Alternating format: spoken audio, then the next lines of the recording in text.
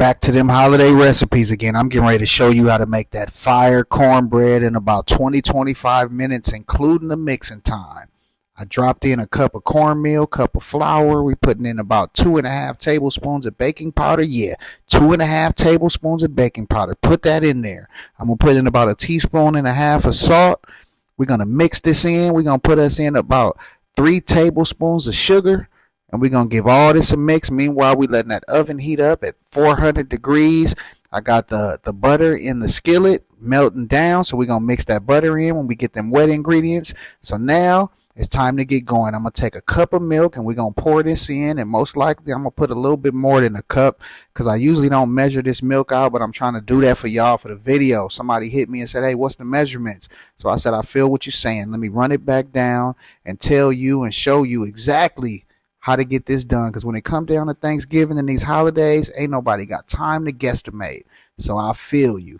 We're going to drop in 2 eggs after using about 1.25 cups of milk, and I'm going to still add a little bit more milk because I like to eyeball it and see the consistency that I like. So we're going to go in, give all this a mix, and yeah, you want to make sure you go on ahead and use 2 eggs. I know the box going to tell you 1 egg, but you know what? You got to go on ahead and add to it if you want to get it right. Now we're going in with some honey. I'm going to use about 1/3 cup of honey because we like a lot of honey in our cornbread here. If you don't like honey cornbread, guess what? Skip this step and you'll still have you some nice, good, buttery cornbread. I told y'all I was melting that butter in that cast iron while the oven was preheating. You see how that worked? I poured in about 3/4 of it in here and left about 1/4 of it in the bottom of that skillet so that the cornbread won't stick and it'll be nice and buttery from the bottom on up to the top. That's how we doing it. We ain't doing no fails around here. We getting it right the first time. So we got that buttered up skillet. Now we're going to go ahead. I'm going to mix that butter around so it ain't just sitting there.